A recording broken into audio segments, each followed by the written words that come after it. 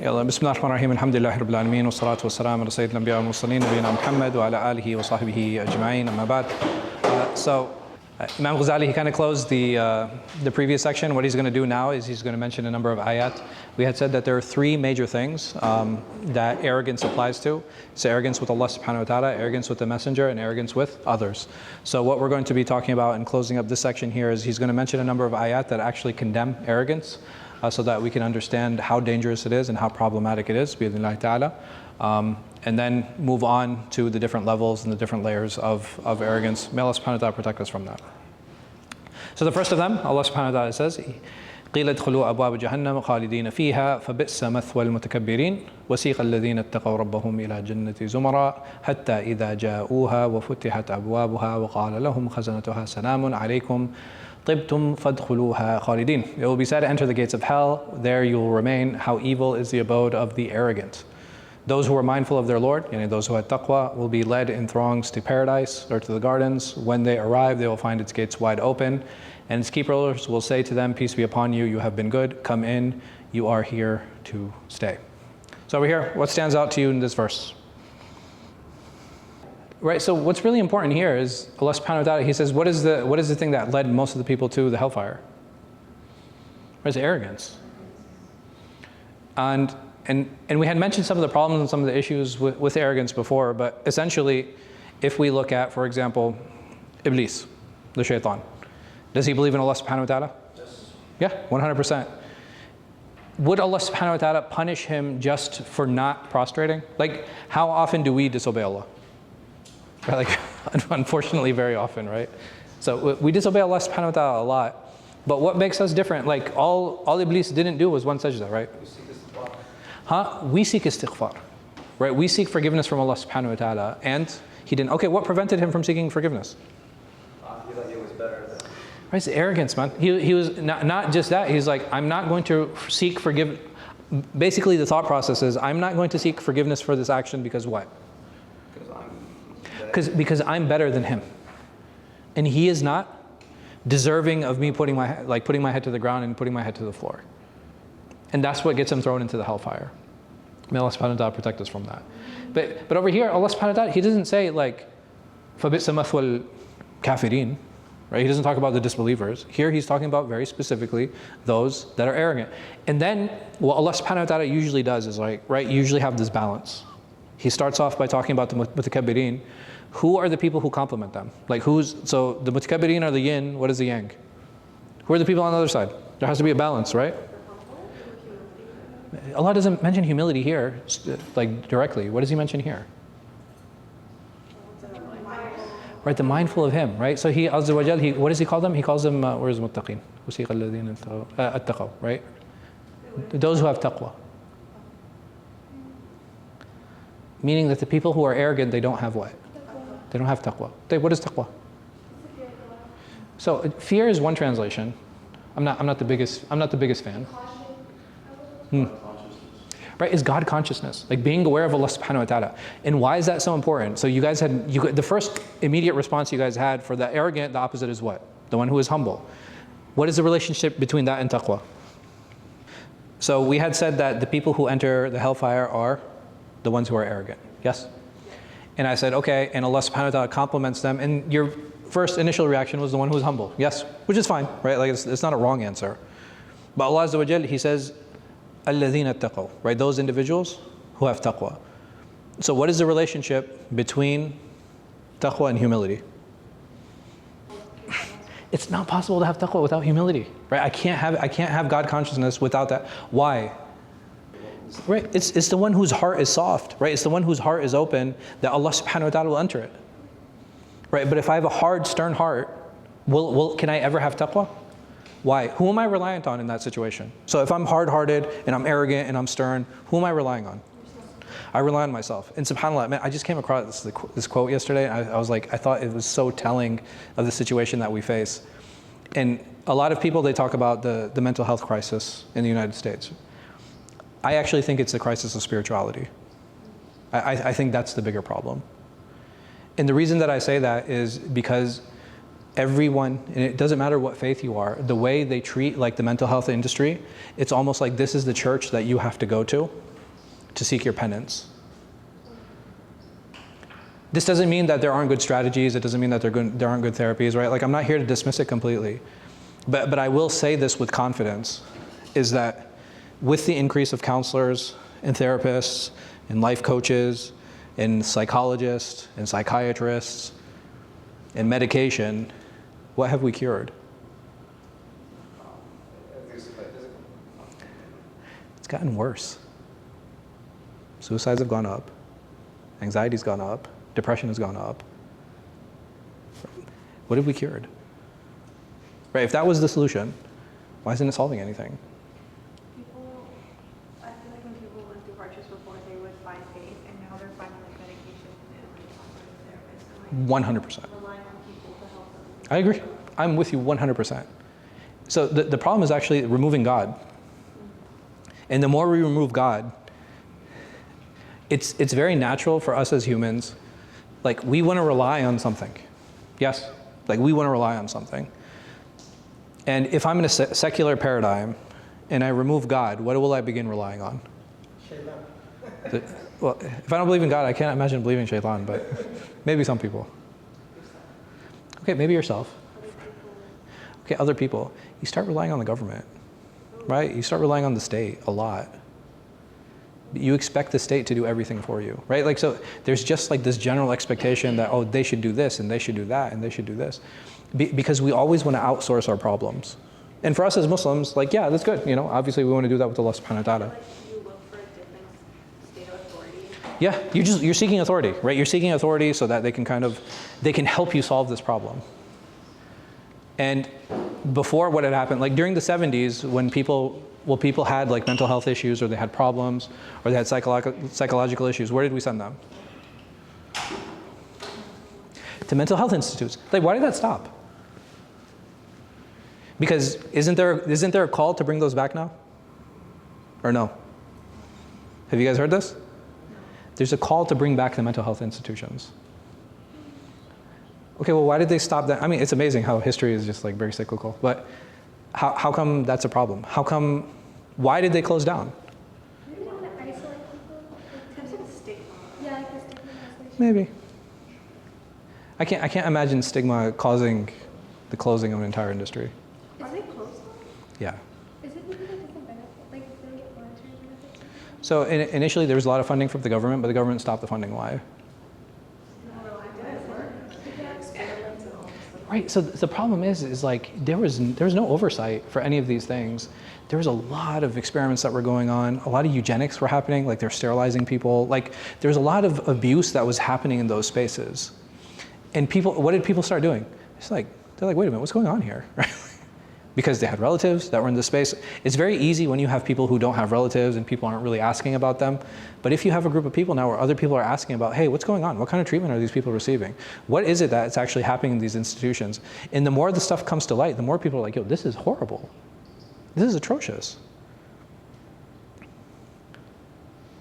And a lot of times those things will happen like when you don't have community and we don't have support, right? Essentially if we don't have Allah subhanahu wa ta'ala. Because what is pushing me to care for the other person in front of me? I think there are some things there's natural empathy, right, that I think people have. How far is that going to go? Sometimes we'll feel bad. We might give $1 to somebody who's like homeless or poor. But what is going to push me to like give to an institution? What is going to push me to build a school? What is going to push me to like build a well? Like what is going to push me to do these things? Right? There has to be something in it for me, right? And how does Allah subhanahu wa ta'ala motivate us? With Jannah, right? With paradise. That, hey, listen, give this stuff. Like it's temporary, it's this. Like, it's just kind of creating that entire mindset. Because even when we deal with difficulty, even when we deal with hardship, what allows me to kind of persevere and push through it? Like if somebody broke my heart, if I get into an accident, right? If I hurt someone, like there's so many different traumas that we face and that we deal with. How do I make it through those traumas? With really good medication. No, I'm saying like, how do I make it through? It's because of my resilience and reliance on Allah subhanahu wa ta'ala. No. Allah subhanahu wa ta'ala, He intended something good from this. Right? I don't see it. Right? A lot of times we don't. It's hard.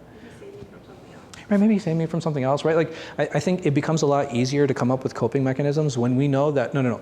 There's a Lord that's up there who's merciful and who loves me and who cares about me and wants good for me. And even if I can't see it or I don't recognize it, it's still there. And it's very comforting, right, to know that. And I think that's important. Like, what if I don't have that belief? Just imagine, like, you know what I mean? Like, think of the psyche of the person who doesn't have that belief. Where do they turn? Where do they go? And it becomes really easy to become lost.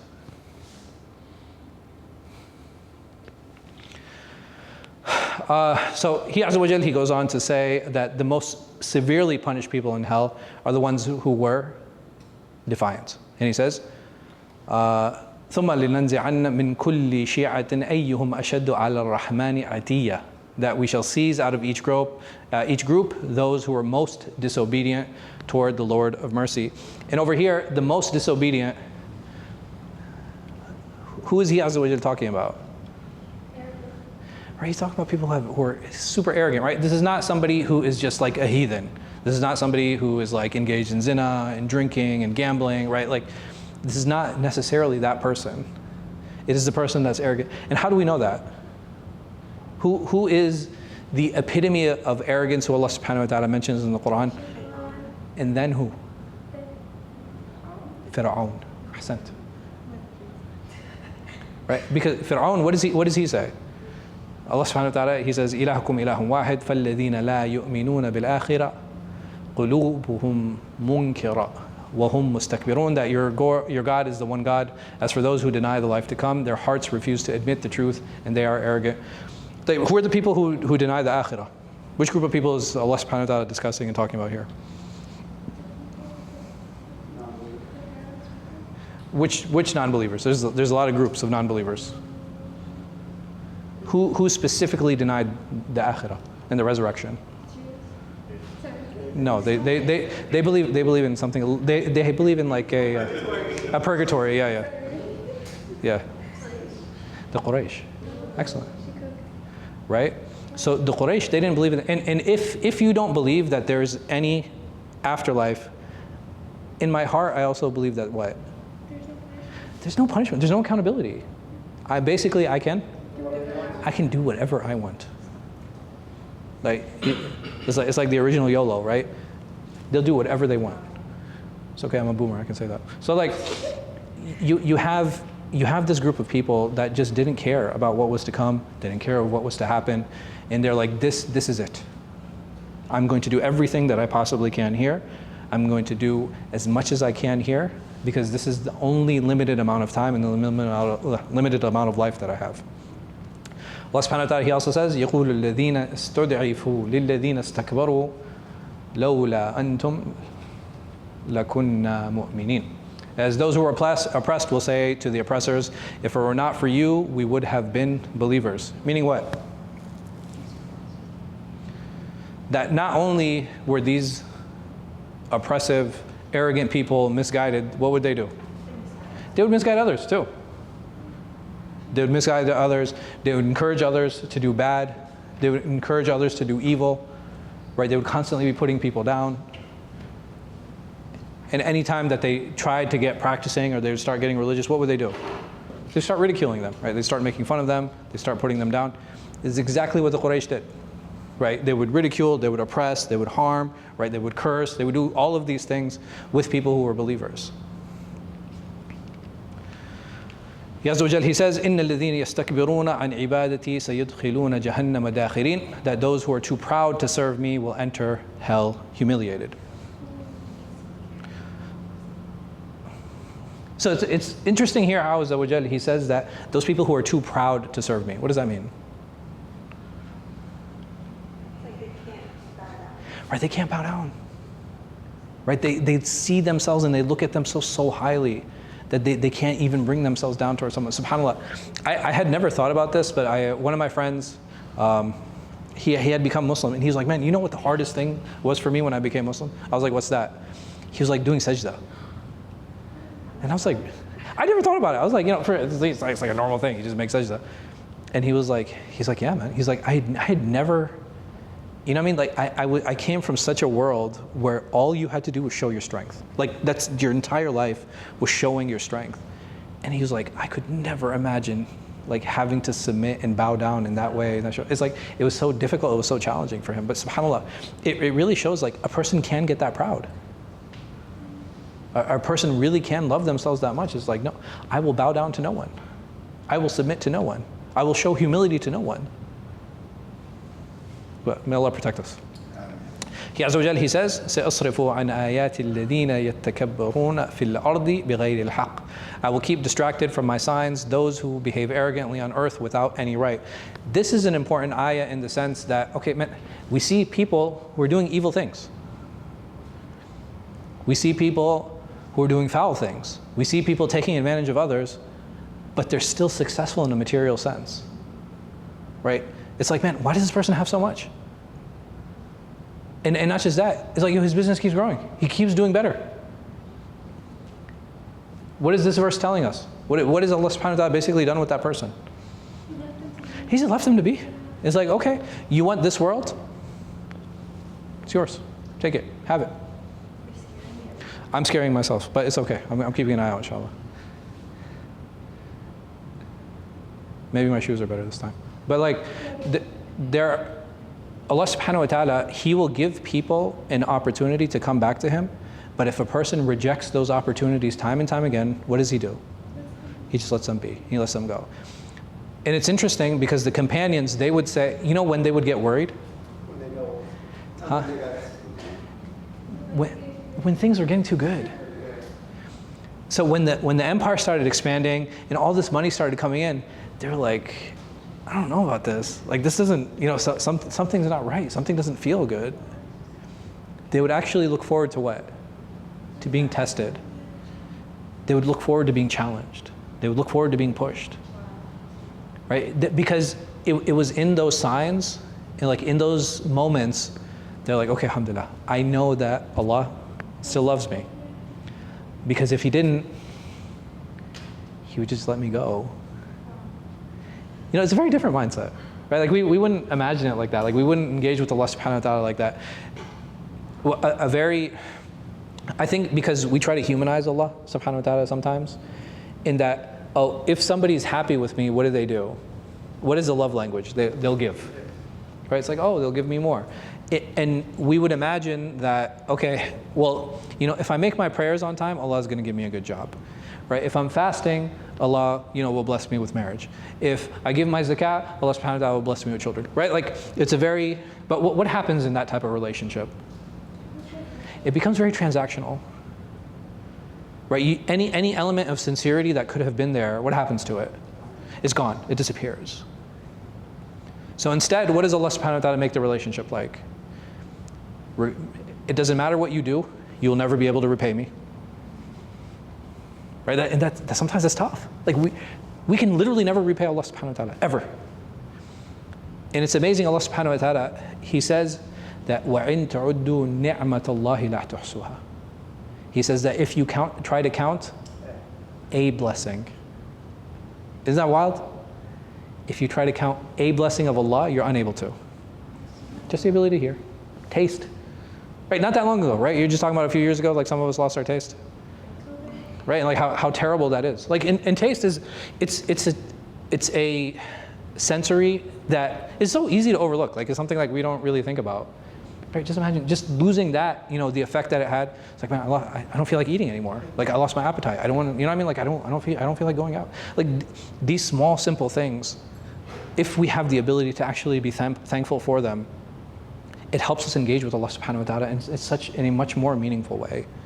And that's something that's so important. And how are we reminded? Like maybe with an earache, right? Like small things, like things like we don't always think about.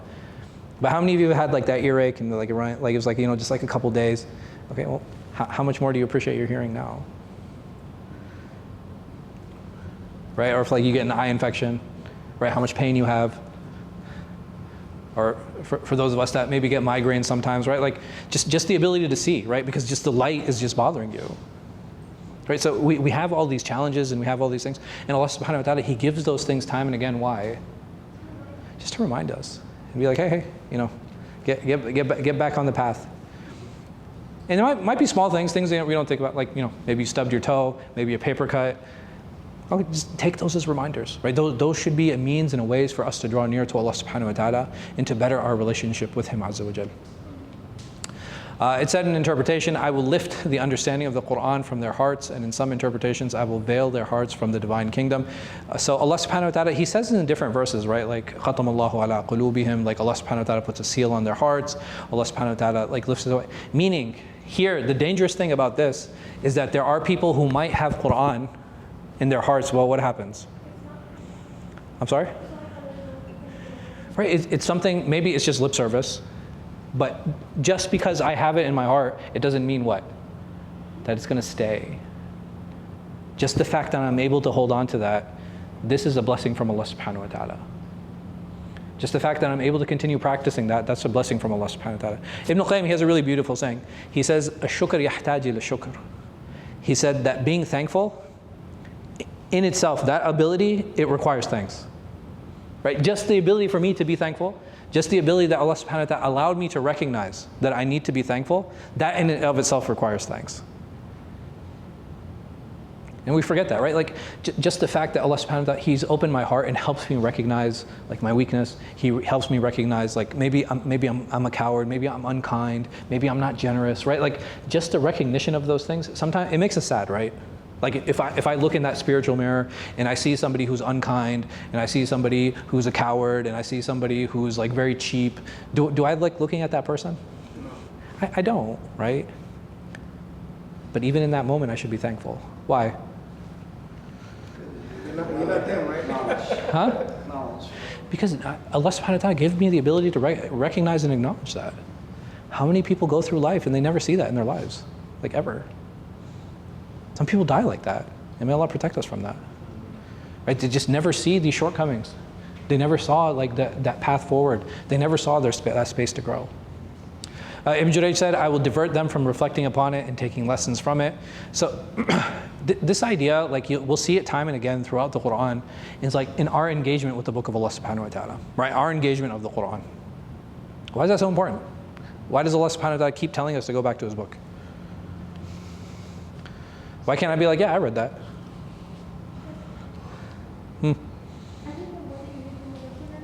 Okay. Sure. Am I going to take away the same things every time I engage with the Quran? No. Every time I read it, what's going to happen? Right, I'm going to learn something new. My level of engagement is going to change. Right, the lessons that I take away from it are going to be new and they're going to be different. Right, it's not.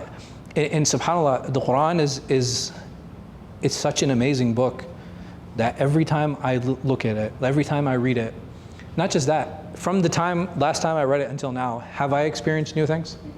Right, so my perspective changes too.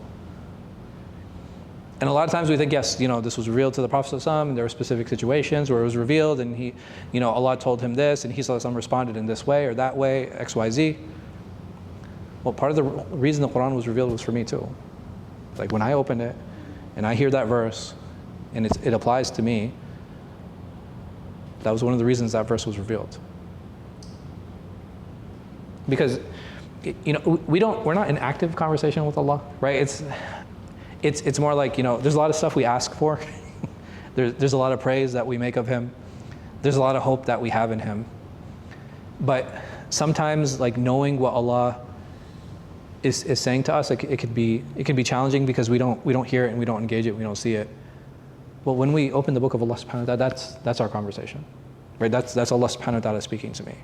And that's Him telling me. And that's my chance. And this is a challenge, I think, something for all of us. Like, just open up the Quran one day. You know what I mean? Just read a few ayat and just walk away with the meaning and be like, okay, well, what is Allah subhanahu wa ta'ala telling me here? And there's a lot of messages there, right? And some of it is like, well, this is just a story. Okay, well, how does that story apply to me? What are some benefits that I can take away from that story? How can I improve? How can I get better? For this reason, Isa alayhi salam, he said, a seed grows in a soft soil, but not on solid rock. Likewise, wisdom flourishes in the heart of the humble, but not in the hearts of the arrogant. Do you not see that whoever raises his head arrogantly hits the ceiling and is harmed, while whoever lowers his head is shaded and protected? I'm sorry? This is deep? Yeah. What do you guys think about this? I'm trying to understand it because I feel like a lot of Muslims are arrogant. Dang. They're like, I'm better than this group, I'm better than that. Dang. It's common. I mean, it's People passing comments like that? it's weird. You see it in That's- Hajj, you see it in Umrah, and like, they just, yeah, I don't know. Okay, well, why does that happen? Arrogant. So I think it's important for us, because a lot of times what can happen is like, oh, those people are so arrogant. What am I doing? Right, like I'm judging, like I'm falling into this and stuff. But I'm saying, even if people openly saying, I think one of the things that's important for us to keep in mind is that we all come from different backgrounds and we all have our own, like, our comfort zone. And sometimes, if I feel really bad about myself and I don't like who I am, what's an easy way of building my, what's the word I'm looking for? Yeah, and ego is right, but I don't want to put it in that way. Yeah, exactly. That's a better way to put it. Like, how do I build my self-worth? So if I have a very low view of myself, what is a way of me building myself up? You can't tear other people down. I'm not saying what's right or wrong. That's Right? I'm gonna be very clear. I want to be very clear. So one way of doing it is, like you said, I can tear other people down, right? It is. Well, partly, I can tear other people down because I think that the path up is by bringing other people down. Like, what is the other path? Personal development, right? Character development. Like that's the actual way for us to grow. In order for me to increase my knowledge, what do? I read. I listen, you know what I mean? I listen to lectures, I go to classes, like this is how I increase my knowledge. Like, how do I get stronger physically? Right, I go to the gym. Right? I'll run, I'll work out, I'll do different things. Like, how do I better my character?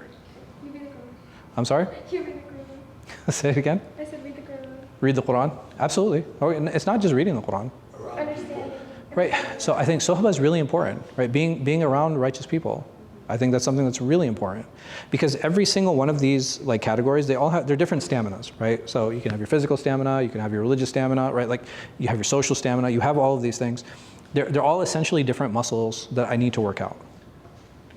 So if I want to build my character, I'm around good people. Why? What does that do? How does it build my character? Just being around them, there's blessing for sure, right? Being around just as people. I'm sorry? You adopt their good habits. Okay, so if they have good habits, you can try to adopt them. What's a quicker way for me to build up? Because remember, everything, when we said like, if I want to increase my knowledge, I have to read, meaning I have to spend time, I have to spend effort. Yes? If I want to work out, if I want to get physically stronger, I need to work out. Yes? Tayyib. What do these people do? Like, what do my friends do? Help you on your need, help you. How? Because they're like motivating you. And like They're what? They're like motivating you. Okay. Motivate each other. You'll be doing the same thing. Accountability sense of looking. Okay. They challenge you. Right? All of these are pain points, right? And that's what I wanted, that's the point I was trying to make, is that through seeking knowledge and through learning, I have to spend time, and I have to learn, and I have to read. Physical, I have to go to the gym, and I have to actually work out. And if I'm around good people, and if I want to build my manners, and I want to build my etiquettes, and I want to build my khuluq, then what I have to do is I have to be around people who are going to challenge me. And all of these require a little bit of pain. Because when someone tells me, it's like, bro, why are you so cheap? How does that feel? Huh? It feels bad. But what does it give me now the opportunity to do? Is to fix it. Because there are two things that I can do with that information. I can get defensive, right? Which is usually the first reaction that we all have. It's like, yo, stop being cheap. I'm not cheap. Like, I just bought this, and I just spent money on that, and I gave money here, right? That's the first reaction. What is a healthier reaction? You ask them why they think that way. Right? You start exploring. Be like, okay, well, why do you think that? And I think that's a very meaningful way, yes. You're more likely to take that criticism from someone close to you than like a random person. Absolutely, 100%. And not just that, like, and part of the reason for that is like why we're able to take things from people who are close to us is because we don't feel that they're telling us out of malice. Right? They're not doing it because they're trying to hurt us or they're trying to be mean. They're actually trying to what? They want me to be better. Right? They want me to be better because there's a standard like we all maintain. Like we all have a standard of friends. We all have a standard of people that we want to be around. It's like, no, this is the quality of people that I want to be around. I don't want to be around people who I don't want to be around low quality people. Because low quality people, what are they going to do for me? They're going to bring me down, right? They're going to put me down. They're going to bring me down. Then why do I maintain those relationships then?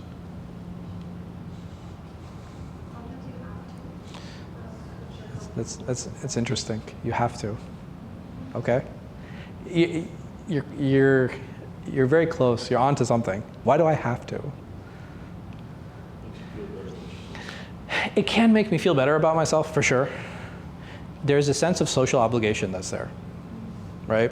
So if I want to be around, like if I keep bad company, it's because usually I have a social obligation to keep that bad company. Part of it can be like what you're saying. It's like, oh, this group is just a group of affirmation. That anytime I do something, they're like, yeah, good job, you're amazing. Yeah, go tell him. Oh, yeah, you did that. And the reason they do that is because every time they do something, what do? I do the same thing, right? Like we all just clap for each other. It's just a bunch of cheerleaders. What is the other type of social obligation that we have? We fear loneliness, right? If this is my friend group and these are the only people I know, what happens? Like we all want friends, right? Like we all want people who we want to be around. And if I challenge the group, what do I fear? I feel being excommunicated. I fear loneliness, right? I feel being put out. We all fear loneliness. Like nobody wants to be alone. Like we all want to be with someone. Like we all want to be accepted. Like we all want to feel accepted. And there's nothing wrong with that feeling, right? It's more so like how that feeling is supposed to manifest and how we carry it out and how we manage it. We also have social obligations because we think a certain relationship is supposed to be a certain way. Does that make sense? So if I have a poor relationship with my mother, someone might be like, okay, well, am I supposed to maintain that relationship? Sure, right? That's my mother. Like, I love her, I care for her, I don't want to break that relationship. What do I have control of in this space?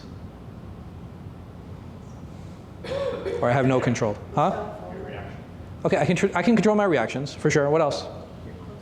The proximity, right? And that's what matters. How close I am to my mother or how far I am from my mother, this is what I have control over. Meaning, I don't have to hang out with her like every second of every day, especially if it's toxic, right? If it's toxic and I'm choosing to hang out every second of every day with her, am I doing her or myself any favors? No, I'm not. So what do? I start scaling to make sure that, all right, here, you know what? This is the healthy point of the relationship. Or I won't say healthy, this is the healthiest this relationship can be. Does that make sense? But it's amazing, Allah subhanahu wa ta'ala has given us choices in all of these different relationships that we have. So even the friendships that we have, the thing that is the most difficult about friendships, especially, friendships are completely voluntary.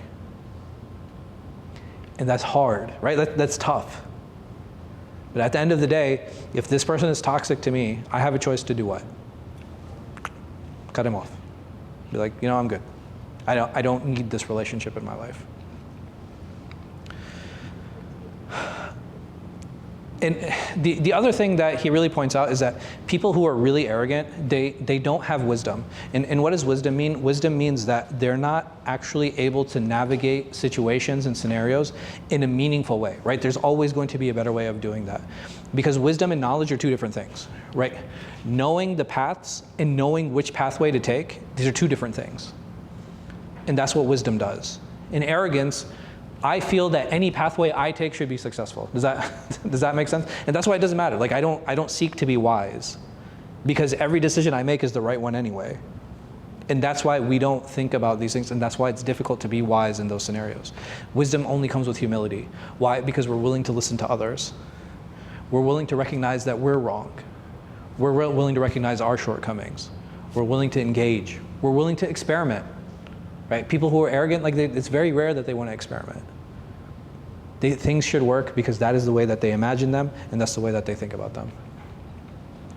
And it's for this reason, the Messenger of Allah sallallahu alaihi wasallam, he mentioned the denial of truth as part of arrogance and exposed this reality, saying arrogance is rejecting the truth and looking down on people. This is the essence of arrogance. And we had talked about this before, that arrogance cannot happen in a vacuum. It needs to happen in relationships, in relation to others. That I start recognizing, oh, there are ranks of people. In the moment I do that, I've already fallen into shaitan's trap. That I believe, oh, there are ranks to this, and people are like this, and people are like that. Why create that ranking system? So me as an individual in my head, why do I have this ranking system? Why is that okay? Why is it necessary for me to function? I guess it's like validating. Okay, in what way? Like it makes you feel better about yourself. It makes me feel better about myself. Remember one of the two ways that we feel better about ourselves? An easy way is to what? To push other people down. Right? Because I'm not pulling myself up, I'm actually pushing people down.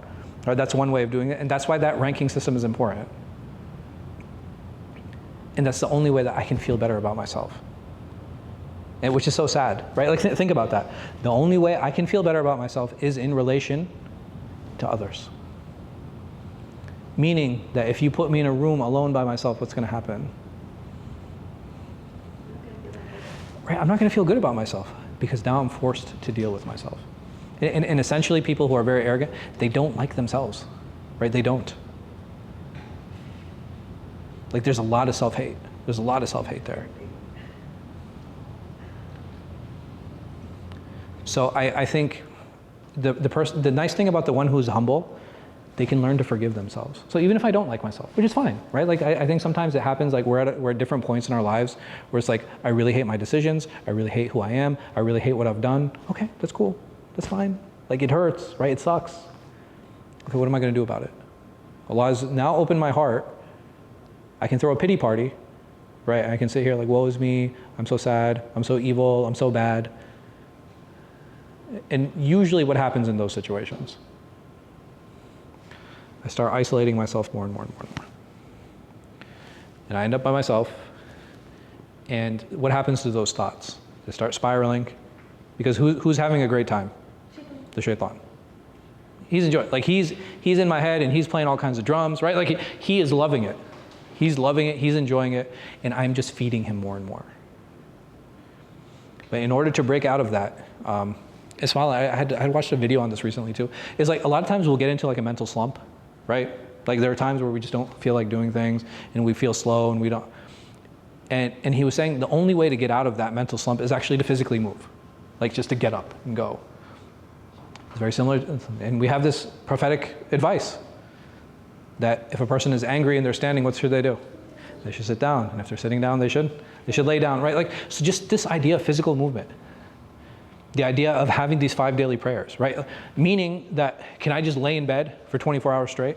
No, I can't. Why? Because I have to get up and move. I have to pray. I have to make wudu. I have to engage. Right? I'm part of a community. The longest, at least as a man, I can stay at home is when? Is 1 week. Because eventually I have to do what? I have to go for Jummah. I have to. Like I have to interact with people. I have to engage with them.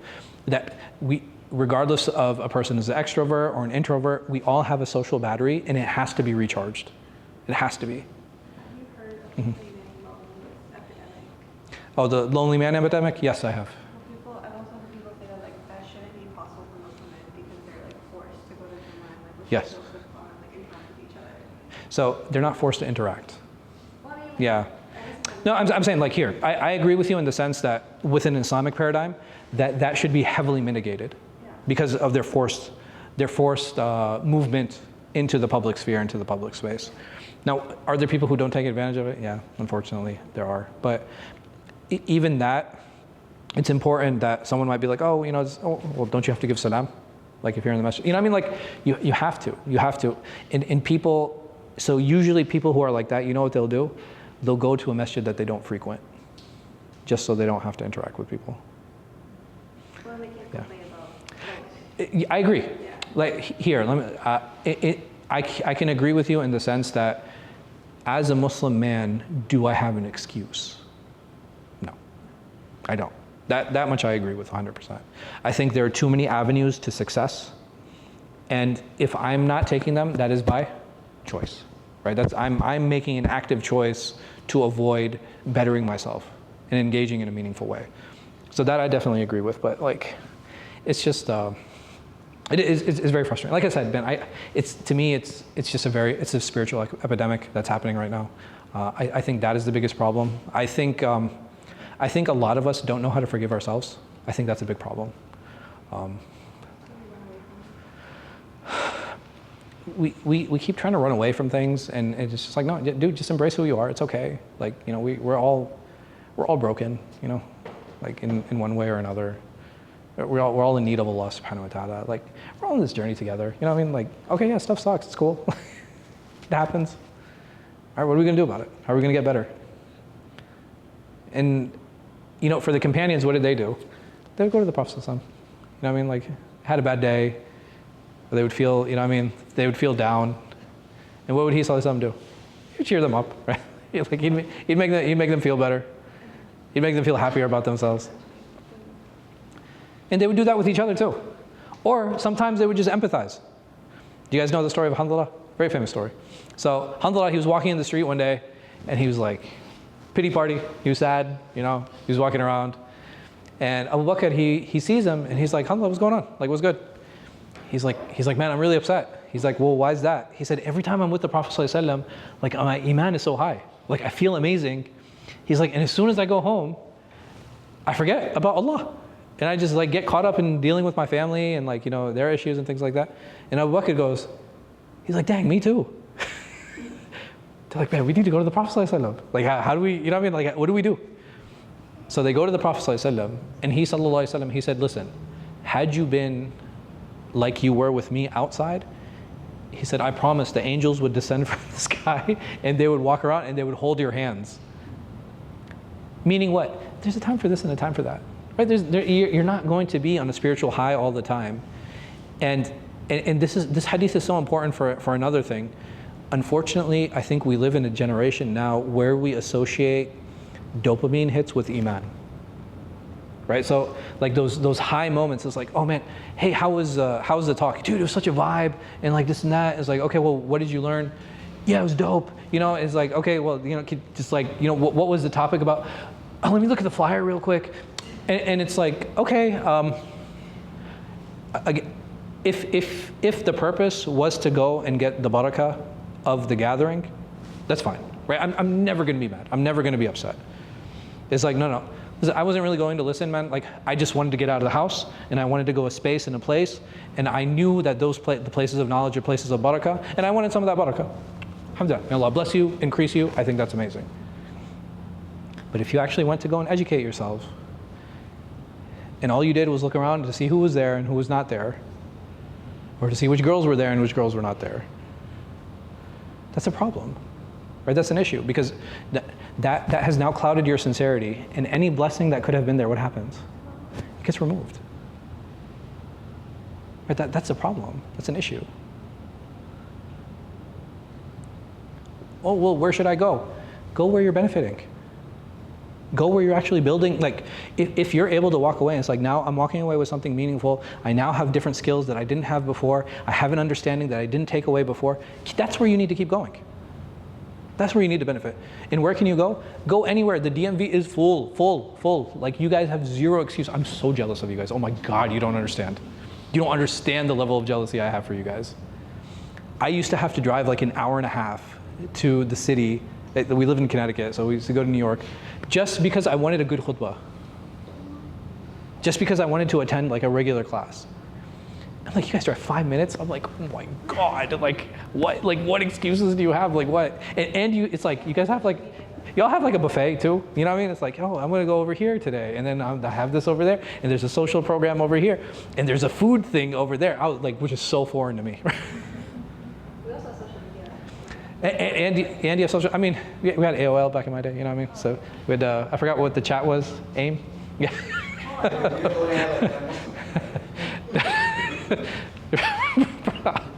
I'm old, I'm not that old. We still had halal food spots, man. We just had to drive far for them. Now it's like, man, it's like a dozen within 5 minutes. Huh? McDonald's. No, we used to go to Jackson Heights, man, like all the time. It was so funny. But Kebab King was there too. Yes, you're right. That's also there too. But it's like, take advantage of the services that you have. Like, you know what I mean? Like a lot of time, it becomes very easy to take things for granted.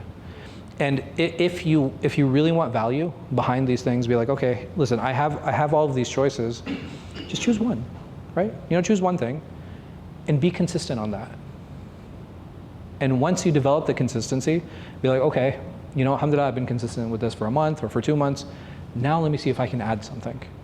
Right? That's how that's part of building that spiritual stamina. And what am I going to invest in? It's like, okay, well, I tried this class and I tried that class and I tried this one. No, this one is the one that's most meaningful for me here. Like, I'm going to go to MakeSpace or to Center DC, or I'm going to go to Adams, or I'm going to come to Al-Hijrah. Go wherever you want. Like, I'm never going to stop anyone. Go where you benefit. Go where you learn. Go where you're actually increasing. Not where you feel. It's not about the feels, right? It's not about you feeling good.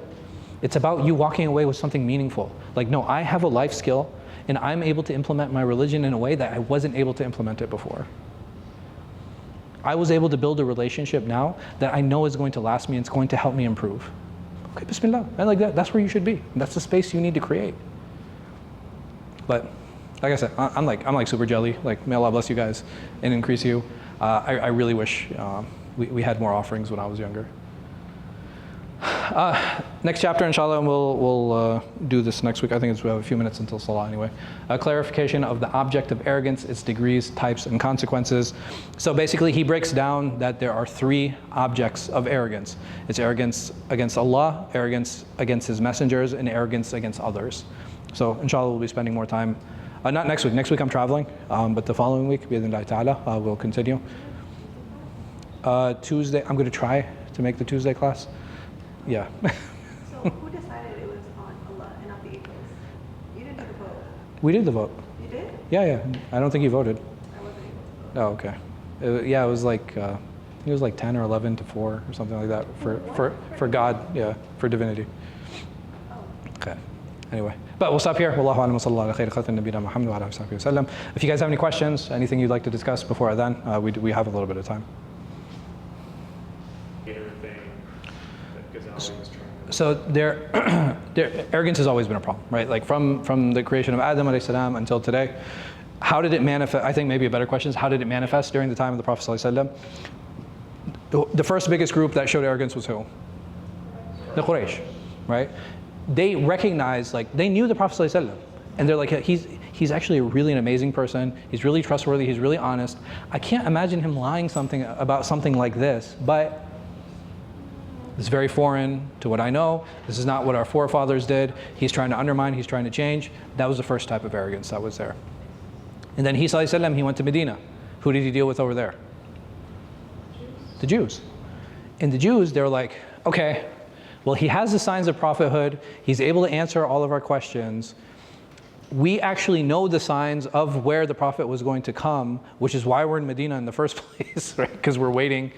Yeah, they're in Medina. Why were they in Medina? Because they're like, okay, these are the mountains of Farhan. These are some of the signs. We're going to wait here because the prophet is going to come from here somewhere. So they're waiting. They see all of these things, and then they're like, nah, why? Was it because he didn't look the way that... It wasn't look. Huh? He didn't come from them. He wasn't from their tribe. So who were they waiting for? They were like, okay, he's coming from here, this is the area, these are the signs, blah, blah. He has to come from Banu Ishaq, right? He has to come from the lineage of Ishaq. But the Prophet ﷺ, he came from who? From Ismail. Oh, why did they think that? Because all the prophets had come from Ishaq. So there's this chain of prophets that came from Ishaq alayhi salam, but he came from Banu Ismail. So they're like, and that was like, okay, well, he's not from the Jews, he's from the Arabs. And that's where they kind of drew the line. They're like, no. So that's another type of people who showed arrogance. Who's the other type of people who the Prophet ﷺ had to deal with a lot as well? The munafiqun, the hypocrites. Why were they arrogant? Because they were like, we were deserving of the position. We were deserving of this honor. Why was it given to him? So, does that? And then, obviously, it continues through time. Like, seeing that, if you look at these 3 groups, right? None of them believed.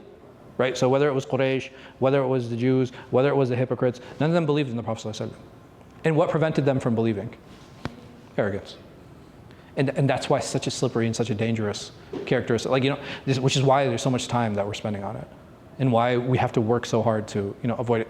And what does arrogance look like? Like, and a lot of times it's like, okay, well, how can this lead to disbelief and blah, blah, blah. All it takes is what? A seed. That's it. And it's very easy to fall into. And a lot of times, like, the easiest way and the most simplest way that we had spoken about and talked about previously was like, just expectations. Expectations is like a very small, minor form of arrogance. Okay, but why should this person serve me? Like, when we ask it, we're like, oh, man, that actually makes sense. Like, we shouldn't be asking that. That seems a little silly. But if we don't point those things out, what happens is like, they start growing in our heart. And eventually is like, instead of like the expectations of the individual now become of the person, and like now it's like, okay, no, I'm deserving of X, Y, Z, and it's really, really dangerous. May Allah protect us. Any other questions? No? All right. Jazakumullah khair. Subhanakallah wa bihamdik. Can you guys help put the chairs away, please? Jazakumullah khair.